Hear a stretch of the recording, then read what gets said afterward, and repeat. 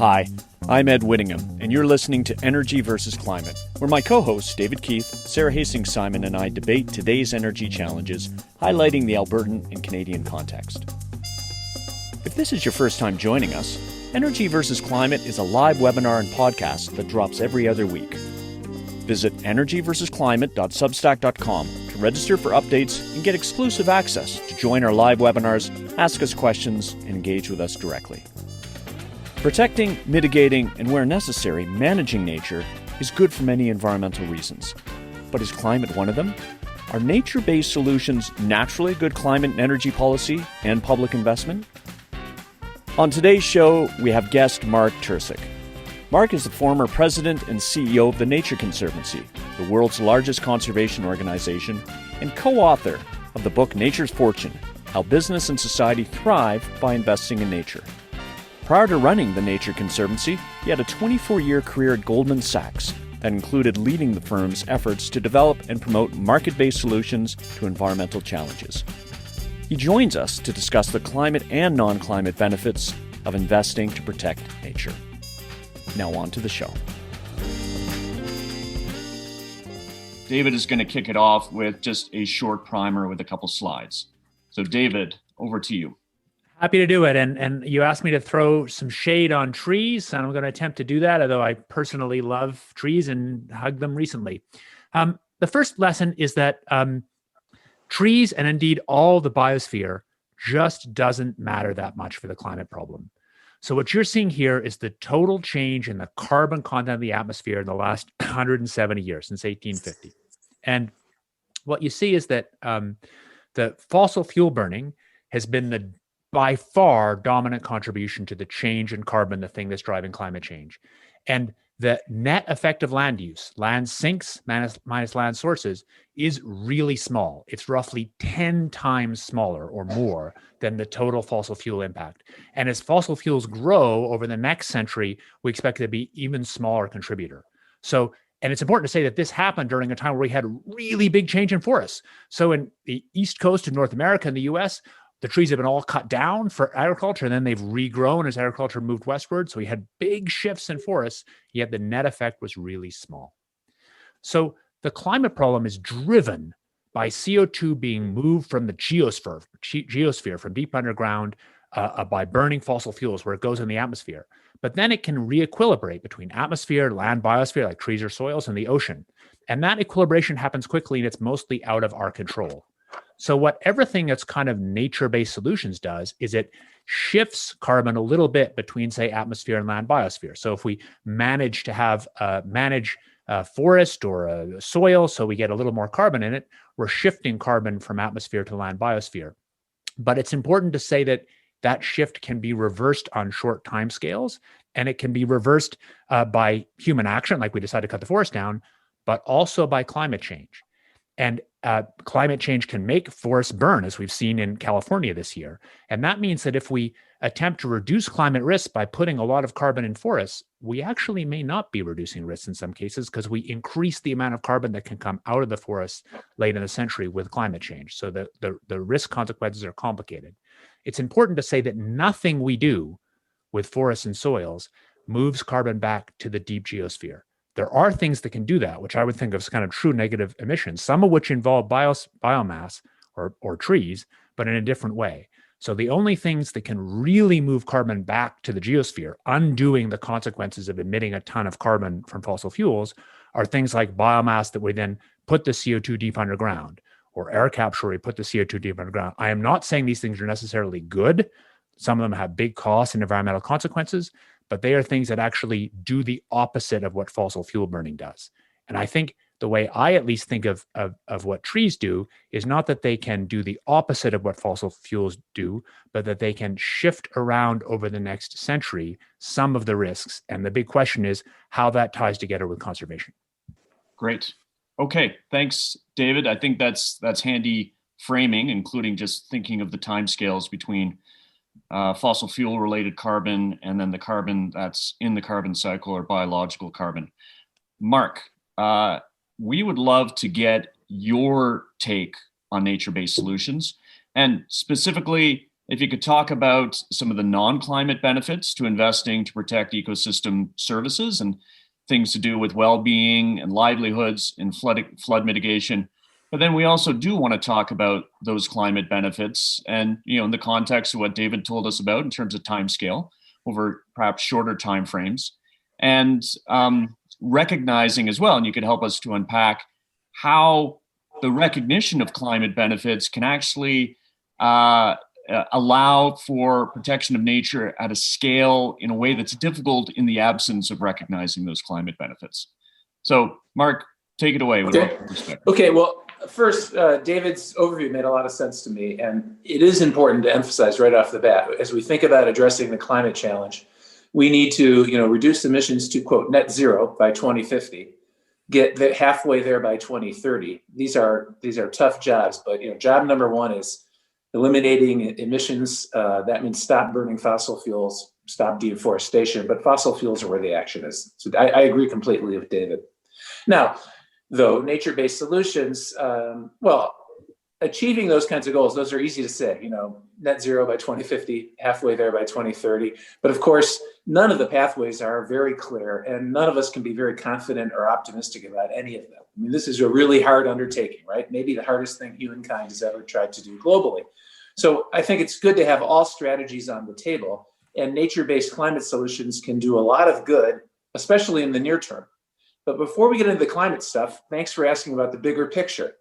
So we also need to remember that we face an enormous number of environmental challenges, but one is just protecting nature at scale.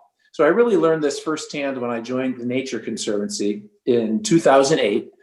In Canada, there's another great organization called the Nature Conservancy, which we partnered with, but there's a little bit of confusion. The one I worked at was headquartered in Washington, D.C. We worked in 70 countries around the world, big organization. And we had tremendous success raising capital to protect nature at scale. So even in my early days at TNC, we did $500 million deals, $300 million deals, et cetera, et cetera. But to me, it was really evident as CEO, there wasn't enough capital or enough people or enough political clout on the side of protecting nature.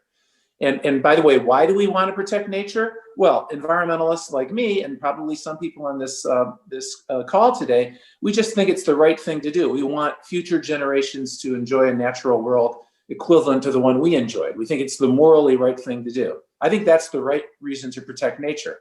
But regrettably, too few people think that way, and resources really matter, and resources are in demand. So it's important to have additional rationale for why we should protect nature. And then as a former Wall Street guy, I like to think about it as investing in nature.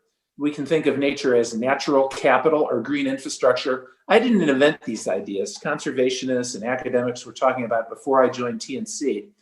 But I tried, kind of like you would imagine a banker to do, to make that more actionable. And that's why I wrote my book. That's what my book is about. And it's actually a pretty good story. In the last number of years, the world is, I think, better understanding that nature is this asset base that does a lot of good things for us. First, it harbors or provides biodiversity. It also provides the clean air and good food we survive on. It provides us protection from storms. It keeps our water supply intact and clean, and on and on and on. And so a lot of my work at TNC and a lot of other great work was done to champion this notion of investing in nature to secure these so-called ecosystem service benefits. One other benefit is nature can sequester carbon, as David just described. And so what I think has really been good to see these past few years is the need to address climate, and to do it in a hurry when it's very difficult to do so, has generated a lot of attention in nature-based solutions. Admittedly, much of the attention is on climate. And it's complex and there are risks. David talked about some of them.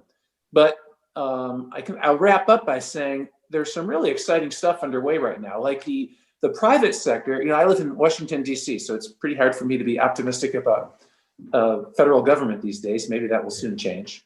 But in the absence of federal leadership in the US, we are seeing private sector leadership. We've been talking about it for a long time, but it's becoming pretty real. I'll use as an example Microsoft. Microsoft, which is great, they're kind of a glamorous global company. They say, they had a good carbon neutrality program. They now say very humbly, they realize it's not good enough. They need to be carbon negative. They plan now to be carbon negative by 2030, including all scopes of activity, 1, 2, and 3. But for them to feel confident about that kind of commitment, nature-based solutions are important. Now they're transparent and clear about the shortcomings of nature-based solutions. They acknowledge publicly they need to move from avoiding emissions to carbon removal. They acknowledge as well removing carbon from the atmosphere permanently, as David noted, is hard to do in nature-based solutions. And they're out there. They've got a big investment fund. They're working with their customers, and they're creating market demand for innovations in protecting nature. And then in turn, suppliers, entrepreneurial suppliers of nature-based solutions are rising to the challenge. And they're talking about some of these emerging companies. Here is how we can provide you offsets. Here's our strategy for permanence. We also are mindful of biodiversity opportunities, livelihood opportunities, perhaps water or climate adaptation opportunities. And so one result of the interest in nature-based solutions in the near term is going to be the world, I think, is going to become much more sophisticated and able and savvy about investing in nature for a whole range of outcomes. The private sector is going to help accelerate that progress that was already underway with the environmental community. I think in the short run, it can lead to some very good climate progress. In the long run, though, it's true. In the long run, we need to remember what we concluded in Paris. We need to be at net zero emissions in 2050. That will mostly be by reducing emissions. There'll be some need for offsets because some emissions won't go away yet. Maybe nature can be playing a role there. I hope so. We'll also need other innovations, and the Microsofts of the world are driving that too. So that's sort of my big picture take. Thanks, Mark. Appreciate that. A lot of questions coming out of that. That's very helpful. I want to talk about how do we scale nature-based solutions. I want to talk about the real size of the prize globally and contribution to IPCC targets, how to do it in a timely way, how to pay for it, all those questions. But Sarah, I wonder if I can turn to you because, prior to us jumping on the Zoom, we are comparing notes about a point that I think we often get confused or is confusing. And there's a recent portrayal in the popular press up here, Mark, with Canada being net zero and why aren't we getting credit for all the forests that we have? And that would allow some of our industry to go ahead and unearth fossil fuels and combust them because, look, we've got massive amounts of forests and we can sequester that in biological carbon. Sarah, can you help to unpack that a bit? Yeah, and thanks, Ed. I mean, I think that's one of the concerns that I have around the way nature-based solutions are being discussed in Canada. I mean, even just into the name, I think the idea that it's a piece of the answer makes a lot of sense, but I think there's a little bit of a tendency to use that solution as this is the solution to climate change, right? And that's that's worrying because as we've heard from David and Mark, the scale and sort of the permanence of sequestering carbon within nature is not sufficient to reach where we need to be from an emission standpoint. And so when I step away from kind of the technological question around this and just to one of how does this enter into the conversation? I think it's really important that as we're pursuing these and as we see companies that are pointing to them and pursuing them, that we understand what is on the other side of the balance sheet, so to speak. So, where is it being put forward as this is something that we should be doing because, it definitely for all the reasons Mark indicated, it makes a lot of sense. But then, in what cases is that then being used to sort of as an excuse or as a reason to delay other action? And I think that's a real challenge that we need to grapple with. And even it goes back to broaden it a bit to the point that Mark was making around this growing interest in treating thinking about nature as an asset, which of course is a very powerful tool, to incorporate it within the kind of economic structure that we use, because we can then, if we see that nature is an asset, we can see also that as we use it and deplete it, that is, a capital stock that is going down. And so that's a very, powerful way to think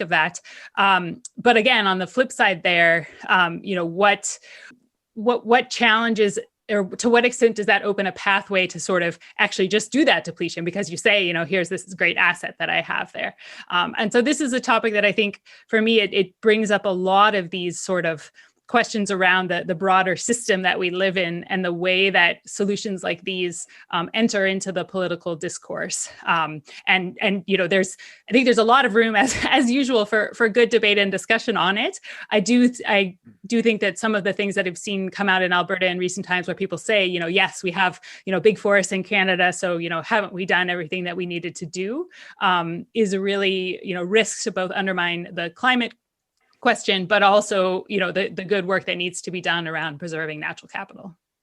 Yeah, I agree with all of those points. The communication here is tricky. The government policy is tricky. I've been at this now for about 15 years and have been frustrated by most government efforts. I don't mean to be too negative.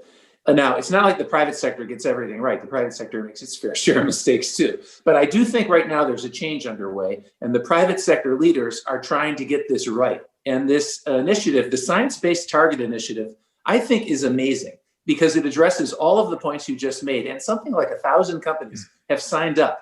And they have this very strict protocol that says, they're still working it out. You can probably use offsets in the near term during your transition. And in the very near term, avoided emissions will be okay. But you have to have a very clear pathway toward getting to removal, not avoided emissions. And it needs to be long-lived, permanent removal. And I think that these private sector initiatives are going to set the tone and address those different concerns you've had. It's a harder thing for NGOs to do because NGOs are in the business, I know firsthand. I mean, I was in this job. You're always trying to win more support, more followers, more money. And so there is a little bit of pressure to perhaps oversell solutions. It's not all bad because it raises awareness of trees as a climate tool, but it tends to get oversold. So now we need a lot more discipline. I hope governments will do this, but I think this Science-Based Target Initiative is a good example of the private sector doing it. And governments can get this right too. Norway is another impressive leader. If you watch how they deploy their capital in places like Brazil and Indonesia to achieve the forest outcomes they pursue in connection with climate, they're very savvy, I think, about providing capital to the extent and only to the extent very clear outcomes are achieved. And it's a lot of capital, so it works to be a pretty powerful motivator. But you're right. All this complexity has to be addressed. You're absolutely right. Maybe to sharpen it, I think, to me, the big question right now in Canada, in a way, is how to avoid getting played. So I absolutely agree. There's something truly useful about nature-based solutions and ways we can do something that's for climate and protecting nature. I'm all in. But the catch is obviously that, do I really believe that Trump talking about 1 trillion trees is doing that just because he loves trees? I kind of suspect it's because he loves business as usual. Right. And I think the same is happening in this country. And I think that what I want to hear you talk about is how enviro groups and the activist community should position itself to try and get some of the good sides of nature-based solutions without getting played, basically. Yeah, David, again, great questions. Not easy. I agreed. Trump in the debate last night mentioned 1 trillion trees. So, oh my God, that might actually reduce the popularity of this strategy. I think the answers are, science-based, transparency, clear, open invitation for criticism. There are a couple of other companies doing this too. Now, they're just not as prominent. Shopify and Stripe, two small tech companies in the U.S.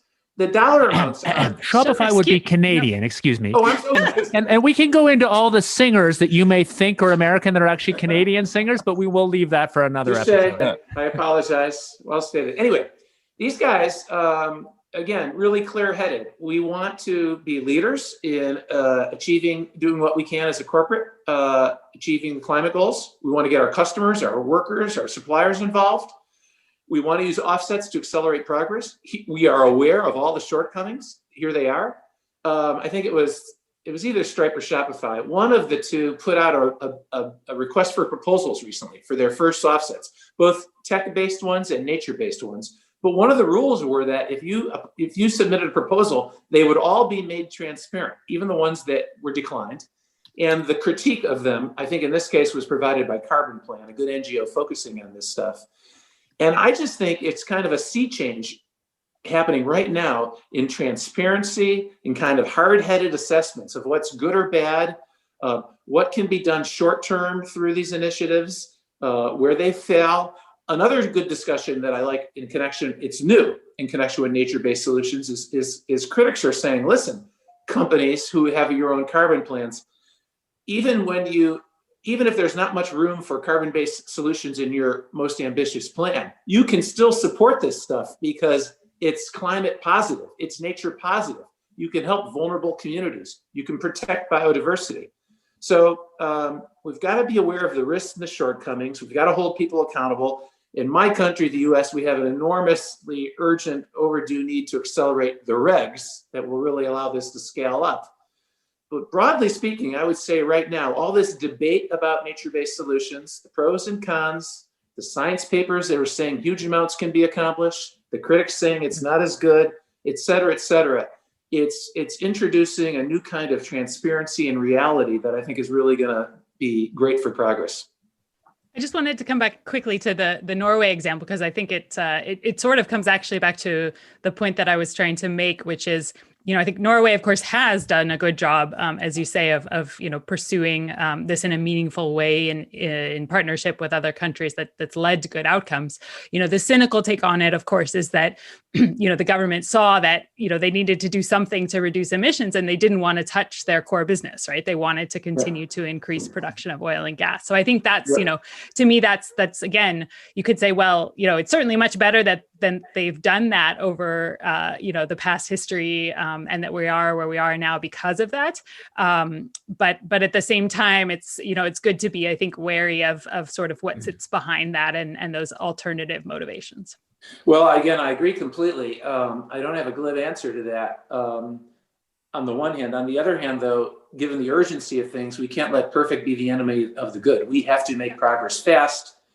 It's another, I think, benefit of nature-based solutions. Now, the way President Trump talks about it isn't exactly what I have in mind, but I think environmentalists also make an error sometimes by kind of overdoing, these are the good guys and these are the bad guys. They're not usually wrong when they set up those demarcations, but it's so offensive to people who are in the bad camp or in the neutral camp. And I think we have to also make it, somehow we have to grow the political coalition for pragmatic climate action. And I think nature-based solutions is a good way to do that. And then the old conservationist in me is saying, boy, we can also now talk about, there's a company called Silvio Terra in the US that does forest offsets in a pretty sophisticated way, I think. They use AI and satellite imagery. It's a tech-oriented approach, but they're already weaving into their analysis now the benefits that can be achieved through wildlife corridors for certain at-risk species. Opportunities for forest thinning to address fire risk, which of course is a risk to the permanence of the offset. And so while NGOs have talked about these things for a long time and done good project work, these guys are putting together at Silvio Terra a toolkit, an analytical toolkit that I think will allow us to really accelerate sophisticated investing with all of these nature-based opportunities in mind. Great. So Mark, I want to move us and David and Sarah, all of us, to a discussion around what are the good nature-based solutions versus what are the not so good nature-based solutions. We know not every solution is created equally. When we talk about the NBS field, we're talking about protection, restoration, management of land. There are priority landscapes out there. We've got agricultural lands or coastal ecosystems. We've got forestry. We have grasslands, peatlands, wetlands. And up here in the Canadian context, if you're looking at-risk lands, starting here in Alberta, you've got native prairie grassland is highly at risk. But then for nature-based solutions, if we want to layer in the carbon value, we need to see where that matches up. At-risk landscapes versus protection, restoration, or management that is actually going to create climate benefit. And up here, what I'm seeing is the trend is to really talk about wetlands, bogs, and peatlands, and particularly avoiding conversion of peatlands. And in a very sensitive area or a hot area in Canada would be Hudson's Bay or James Bay lowlands, where we've got carbon there that's been stored up for thousands of years. and pressure from the mining industry and other industries to go in and frankly dig up that peatland and in the process emit the biological carbon that's stored in there. So in Canada, and based on the research, because TNC has done some of the best research on it, should we be focusing on avoided conversion? Should we be focusing elsewhere? What do you think? Well, again, really interesting question, and it kind of takes us in a different direction. I'm not a biologist or a scientist, so I don't want to overstate my credentials here, but I think the job one is to protect the natural ecosystems we still have. And we want them all. Like at TNC, we were really very emphatic about this. There had been a thought in biodiversity circles, we should protect the biodiversity hotspots, i.e. those ecosystems where there is the greatest quantity of biodiversity. And not a bad strategy. But at TNC, we said, no, we want to protect all ecosystems equally because we need them all. So, certain deserts don't harbor that many in quantity, that much biodiversity, but it's biodiversity we want to protect. But anyway, I think the first thing is to protect the ecosystems that we have. They differ in the amount of carbon that they store. But remember, we're protecting them for a multitude of reasons, not only carbon, but for biodiversity, for resiliency, et cetera. So I would say first, protect what we have. And then second, restore what's been degraded. Because you can kind of follow the same principles and be confident if your restoration is guided by good science that you're not kind of monkeying too much with the way the ecosystem had worked. Where things get more complex, even if there might be better carbon gains to be achieved, is when you go off and create new ecosystems. So new afforestation projects. And then now all kinds of new risks arise that have to be addressed. You could have monocultures that hurt biodiversity, even though carbon is sequestered, or impact water cycles in some fashion, or impact livelihoods. So it gets complex. Doesn't mean we can't figure out those answers. And some of those strategies that are more complicated from a biodiversity or conservation perspective could very well be strategies that, in the long run, are more important in terms of carbon opportunities. The other thing you have to keep in mind, though, with those kinds of strategies is when you're talking about afforestation, that doesn't happen like that. Now you're pursuing a strategy that can't be a short-term strategy because, of course, ecosystems take a long time to grow. There's a lot of interest today, at least in America, which I think is good because, again, we don't have enough people on the side of the environment or climate. So in urban areas, especially where there's some capital to be deployed, and there's concern about sea level rise and extreme weather, there's now better understanding that coastal ecosystems, not always, but often, provide a really competitive, superb tool to adapt to that new threat of storms and sea level rise. And then if you do it in the right way, it can also be a carbon strategy. So there are these win-win opportunities. So it's kind of hard to generalize, I think. You've got to work your way through these options one by one. From a strict climate perspective, we want to certainly eliminate deforestation and other land use sources of emissions. That's obvious. And then if we can restore, that's really attractive from a conservation perspective. We've got to acknowledge, though, that we can't be as confident about the long life of that carbon sequestration, et cetera, et cetera. Does that answer your question? Yeah, I think it does. And we've got a bunch more questions from the audience that I really want to get to. But before we do that, I want to ask you, is scale the biggest Achilles heel when we talk about nature-based solutions? And that is, when we're talking about a world when we need to be removing not just megatons, but gigatons of carbon. To remove a gigaton of carbon, you would have to reforest, by some estimates, the entire landmass of Canada. Versus looking at other approaches like direct air capture, you would take up a footprint that would be the landmass, say, of PEI or the Canary Islands. Yeah. If you're looking at bioenergy with carbon capture, let's take a forest and you turn it into biochar and then you combust that and you capture that, then you're looking at a disproportionately smaller land footprint. Is that the challenge, or is it actually paying for it that's the challenge? Oh, paying for it's a challenge too. Scale's a challenge. Speed, time is a challenge, and always paying for it is a challenge. But you're right to start with scale, I think. So for carbon solutions, it's ones that are small ultimately shouldn't matter. But by the way, it's true for all of the nature protection business. At TNC, nobody was bigger than us. Nobody did bigger deals. my 11 years there, we kept trying to do bigger and bigger deals. We kept talking about scale because we were in this frantic effort to catch up. On the biodiversity front, under the Convention on Biodiversity, regrettably, COVID has delayed it. Otherwise, it would have been meeting this year in China. The plan is to aim for protecting 30% of the world by 2030. We have a long way to go. But then great thinkers and leaders and inspiring heroes like Ed Wilson say we need to protect half the Earth. So for biodiversity reasons, we need to think big. For climate reasons, we need to think big. It gets really complicated here, and David will probably be better than me on this. I'm not a scientist. A number of scientists a couple of years ago, including ones from the Nature Conservancy, published a paper that said as much as 1/3 of what the world needs to do under Paris between now and 2030 could be done by restoring ecosystems, in a big way. It's all ecosystems. Forest was top of the list, but you name it, they're there. Now, all scientists don't agree with that analysis, but the authors have fought back. I don't really know how to referee that. As a practical leader, I always thought, well, that sounds pretty big to me. We have a long way to go. Let's make as much progress toward that goal as we can.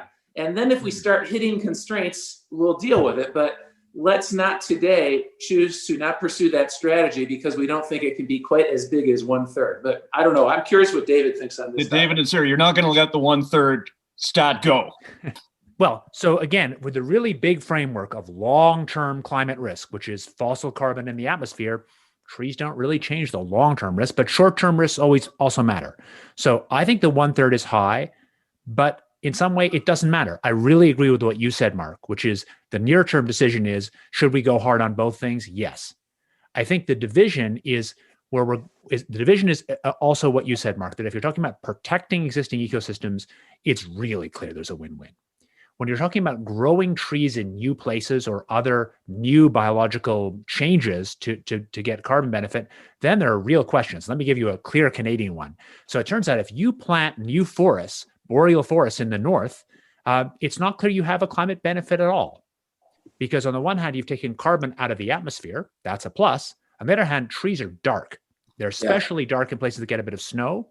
So that's a darker albedo. It absorbs more heat. And there have been a bunch of calculations, I don't think they're challenged, that shows that high latitude forests like this are a net bad for climate if you're just talking about total climate impact. So I think we really need to be clear about the difference between protecting and manipulation to push something new that nature didn't do before. So really quickly on that scale question. So just going back to actually that slide that David showed in the beginning, one of the points of sort of confusion around the scale is often about how much carbon is being taken out of the sort of being sequestered by the trees, and then what that means for the level of the atmospheric carbon, because you lose basically a factor of, I believe it's a factor of 2 in there, because as you lower the level of carbon in the atmosphere, you actually have some that's released from the ocean to get that equilibrium back. So that's one thing that is often coming up in this debate. The other that I would just be, very cautious around is talking about technical potentials, right? That's what I would think of as, saying that you could gain 1/3 from, reforesting or everything basically. You can throw around a lot of impressive technical potentials, right? The amount of energy that we use is equal to what is, comes from the sun on a relatively small patch of Earth today. Right. So, again, there you might, then jump to, well, we should power everything by the sun. Right. So I think it's important to understand those technical potentials in saying, yes, that 15 or 30% is maybe large enough to be worth going after, but then realizing that you're going to get so many haircuts when you get from, sort of what is in theory feasible to what you can actually do is just an important kind of scaling factor to keep in mind. Great. Okay. I really want to get to audience Q&A. I'm going to restrain myself from jumping in on the trees comment because my one editorial comment is we spend far too much time when we talk about NBS talking about trees. They suck grams in the first 10 to 15 years of their lives and not tons. But let's go, and I'm sorry to everyone in the audience in advance if I butcher the pronunciation of first and last names. Let's go to TG Jayanth. Hi there. Can you hear me? Hi there. Go ahead. Hi. Yeah, I can hear you. Mark, as a contributor and member of TNC, it's great to see you. Very much support the work you guys do. Sarah, hi. This is a series that I've been following. You guys do such a fantastic job. My question is this: I was so totally convinced after listening to the debate last night that trees were the way to go, when Trump mentioned it, and you completely disabused me of that notion. This is the question. So the cap and trade program that California has, which I think is a fantastic program, right, gives you credit in a way of making money, both by preserving existing forests and planting trees, right? So it seems on the face of it a fantastic initiative, but listening to what you're saying, does that dilute some of the effort that could potentially go towards, let's say, minimizing methane emissions and getting refrigerants out of use, which could perhaps have a much more profound impact? I can answer quickly, but I'm interested in everybody else's views too. I'm sorry. I was sort of joking around when I made a comment about Trump's comments last night. And I really don't want to criticize the Trillion Tree Initiative because I think it is additive. It brings more people in. And so I apologize for being a wise guy there. Your inbox is already full, Mark, I'm sure, for that. Your inbox is already full, but sorry to interrupt. With regard to California, I'm a fan of the California cap and trade system and its allowance for forest credits. Now, we just have to be honest. There are risks and complications here. But the Nature Conservancy, I guess it closed on this deal after I left, but I worked on it. We did a deal in the Appalachia region of the US. We bought all this land that had formerly been coal land. We're restoring the forests. In part, we're restoring the forest for it to be recreation and hunting and that kind of thing. We could never have afforded to do this without the ability to sell forest credits into California. And so it's a really good example of a project that otherwise wouldn't have happened. I'm sure of that. It's happening in a part of the country where it'll really be useful, I think, to build support for climate issues and nature-based solutions. The program creates jobs for people who used to work in the coal industry. It's all being guided by TNC science and outside science, so I think it will be done pretty well. And so to that, I say hats off to California.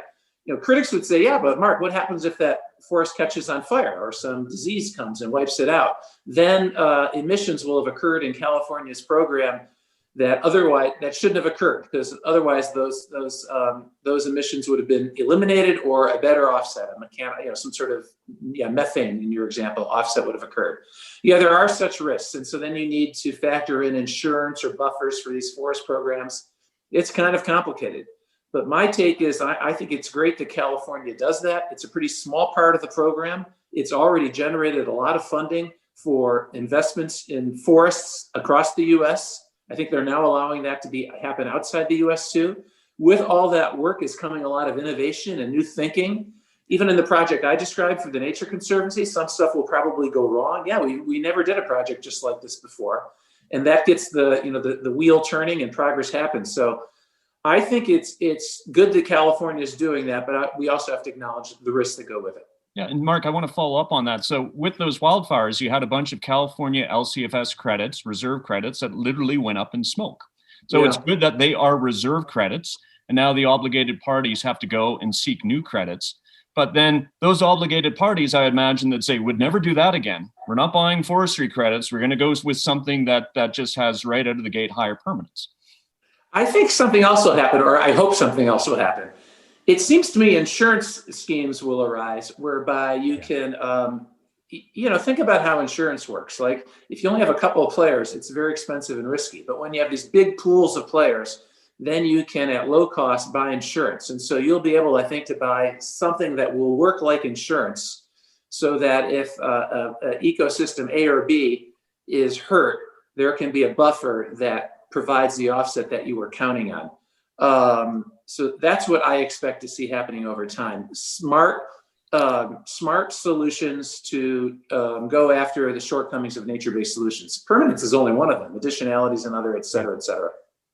Yeah, this is great. Maybe next question.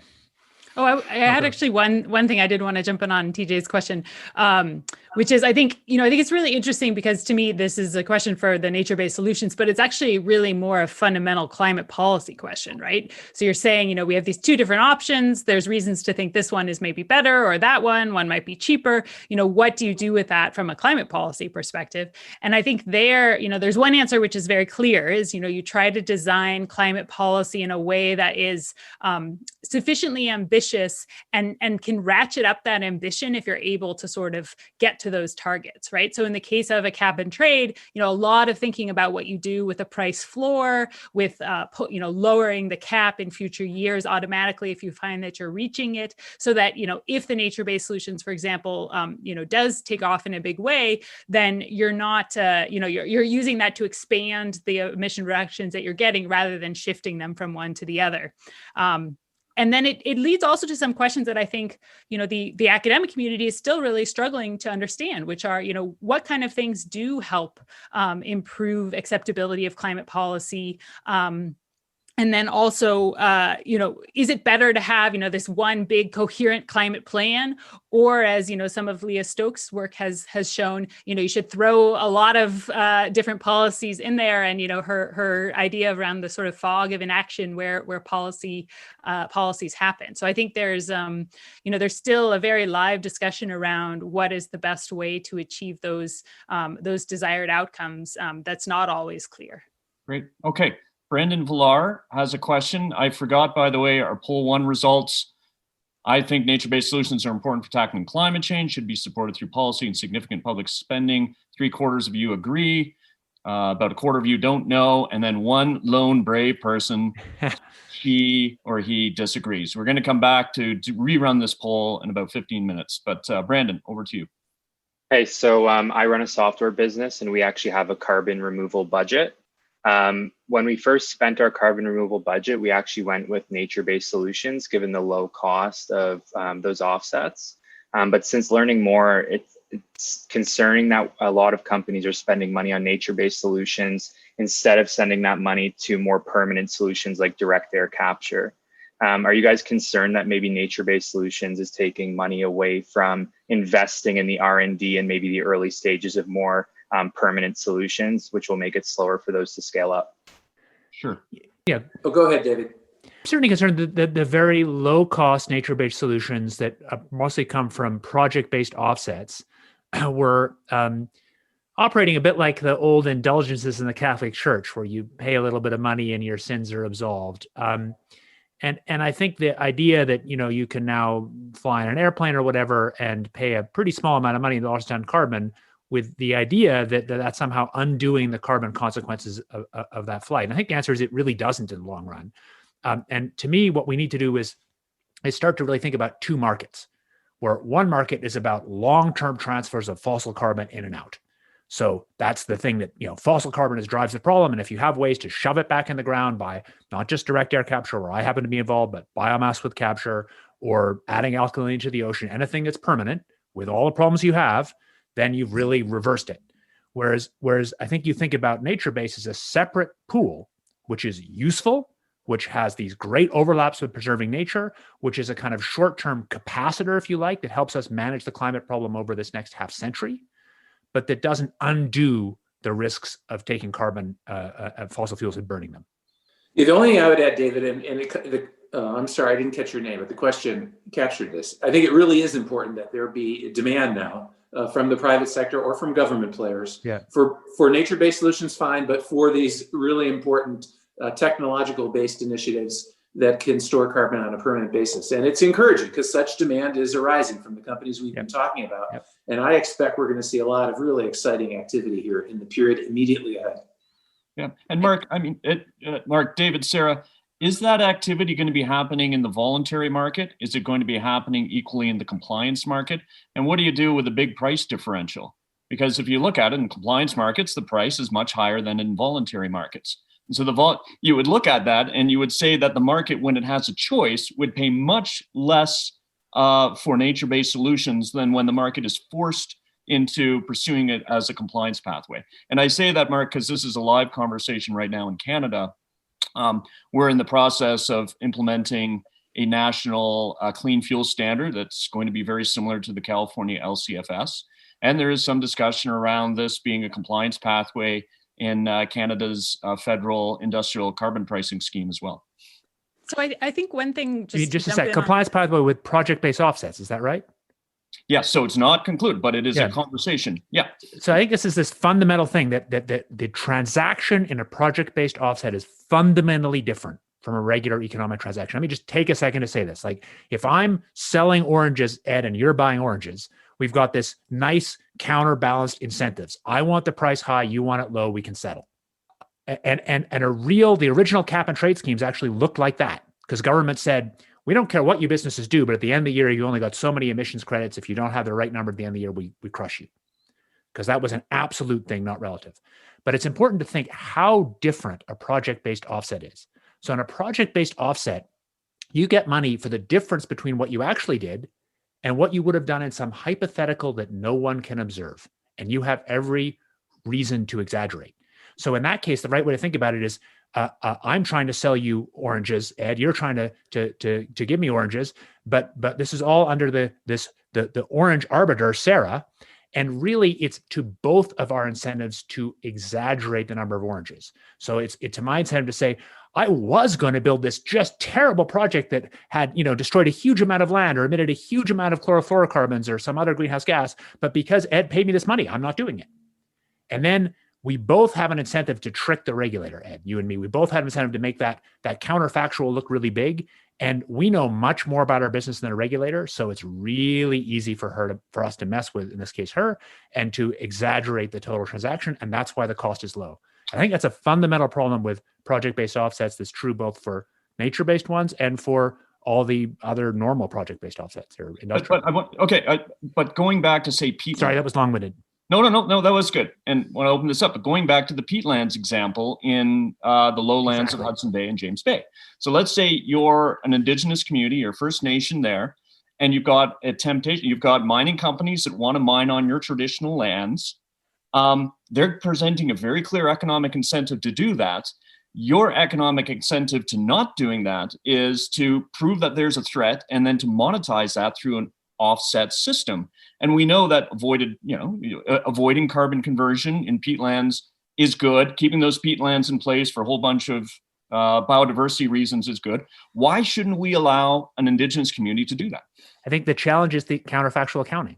So imagine two projects, one where there's really, really going to be a mine and you actually want to protect the peatlands from the mine, fine. But if Indigenous Group A has that, it's really tempting for Indigenous Group B to kind of cook up a mine project where the truth is there never really was a serious mine project. And everybody's incentives are aligned. The mining people want to make it look like they had one. So everybody gets paid not to do this thing they weren't going to do anyway. Yeah. So, and it's very hard to audit that.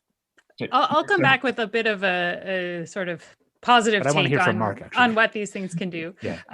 I think that the idea of having lower cost offsets in a voluntary market, if you can manage this stuff well, it's like classic marketing, you get everybody to pay what they're willing to pay. Right. And so that, good argument. At the end of the day, you have more money flowing into all these solutions, and that's great. Of course, as you say, as in, consumer marketing, you can have a problem when someone who's willing to pay more ends up taking the cheaper option.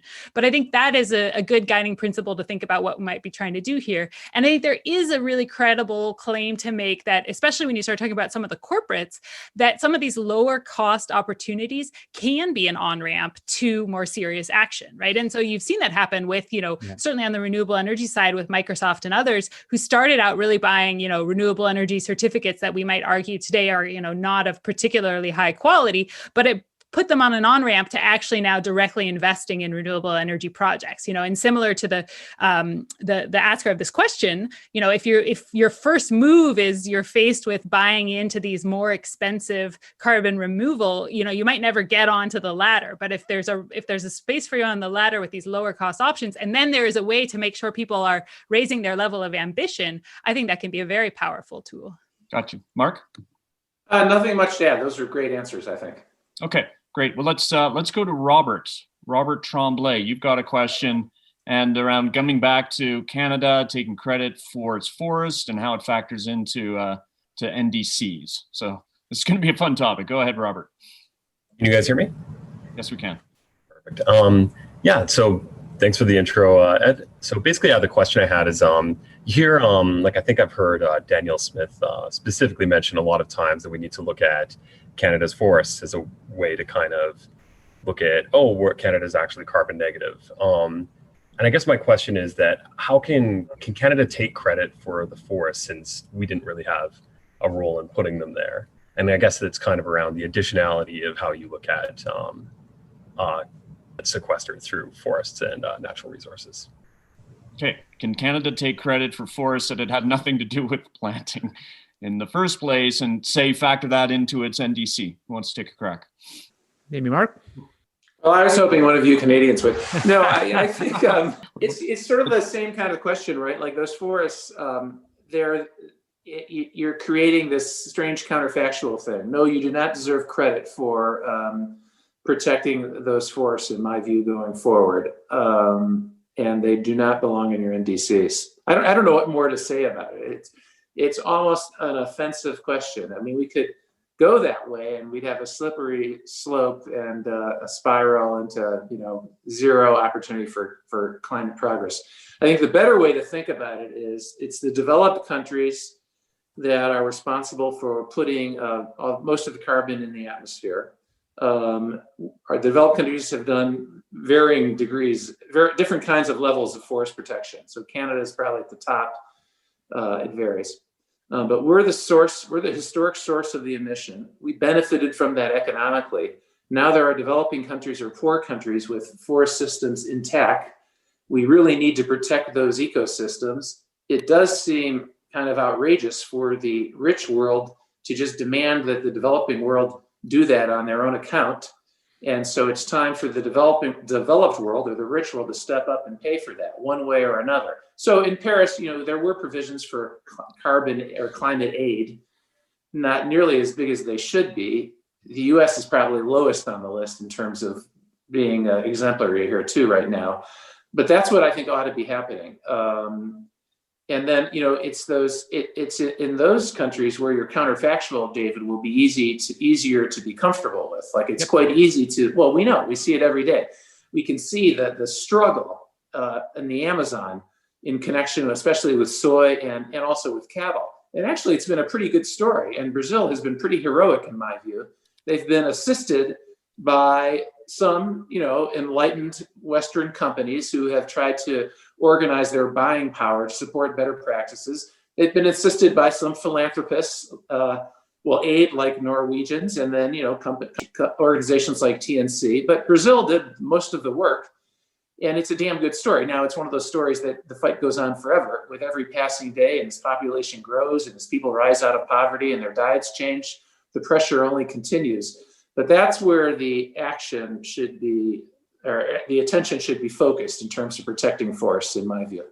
So, Mark, on that, so I got actually by text that came in. Thank you, Mark Rudolph. You said, okay, this is sort of standard fare trees and credits. And I did promise that we wouldn't just focus on trees or criticize. We criticized Trump or the Canadian government, which has its tiny 2 billion tree commitment compared to the US commitment. But we've talked about trees and credits for 15 years. I want to hear about new and innovative ideas for nature-based solutions. So Mark, your opportunity, what's something that we can get excited about that isn't just about trees? I think something cool out there right now that's controversial is soil-based sequestration. By the way, I should note, I've done a little advisory work for Indigo, one of the players. So just in the spirit of disclosure. But for a long time, environmental organizations, including the Nature Conservancy, said regenerative ag would capture and sequester soil. Now, I didn't spend a lot of time in the science, so I don't know how intensive that work was done. So then, lo and behold, the private sector is on this now. The private sector understands there's a business in supplying carbon solutions. So Indigo, a startup called Nori, N-O-R-I, Bayer, the giant company in Europe. There are different players now who are trying to figure out how to incentivize farmers, growers, to change the way they do business using cover crops, no-till farming, these kinds of things. A whole bunch of good outcomes will almost certainly happen. Less runoff, less fertilizer runoff into rivers, better economic outcomes for the growers themselves.